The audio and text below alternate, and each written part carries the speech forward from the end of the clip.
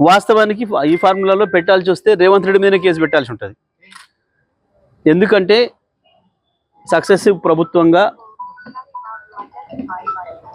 మీ బాధ్యత, గత ప్రభుత్వం చేసిన పనులను కొనసాగించాల్సిన బాధ్యత, వాటిని పూర్తి చేయాల్సిన బాధ్యత,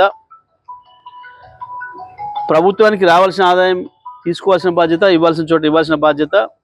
ప్రభుత్వం కంటిన్యూషన్ ప్రాసెస్ కాబట్టి జరుగుతుంది, జరగాలి.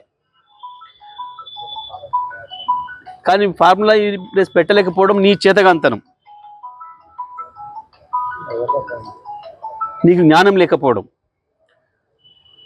దానివల్ల రాష్ట్రానికి ఎంత ఉపయోగం అవుతుందో తెలియలేకపోవడం. నీకున్న జ్ఞానం పరిమితమైంది, తెలుసుకునే అలవాటు కూడా లేదు, ఇంకో నుంచి నేర్చుకునే అలవాటు కూడా లేదు. పైగా దాని మీద నేను ఎందుకు కేసు పెడతా అని, కేసు నీ మీదనే పెడతాం, నీ మీదనే అవుతుంది. ఎందుకంటే ఎవరికైతే పైసలు చేరినాయో వాడిని కలిసిండు, నువ్వు వాడు కలిసి మిలాఖత్ అయింది.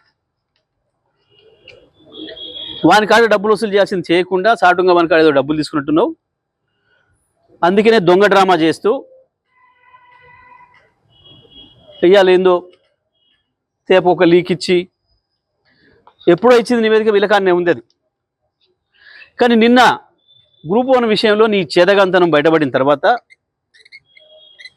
తెలంగాణ యువత ముందట నువ్వు తలదించుకునే స్థితి వచ్చిన రోజు ఓ నాటకం వేసి మీడియాలో కొంత స్పేస్ ఆక్యుపై చేద్దామని చెప్పి ఏదో మాట్లాడినావు.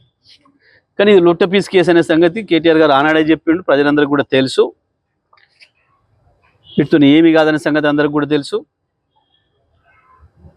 నిజంగా కేసు పెట్టాల్సి వస్తే నిన్ను 100 సార్లు జైలు వేయాల్సిన పరిస్థితి వచ్చింది ఈ 2 ఏళ్ల పరిపాలనలోనే, నువ్వు చేసిన దుర్మార్గాలకి, నువ్వు చేస్తున్న మోసాలకి ప్రజలకి.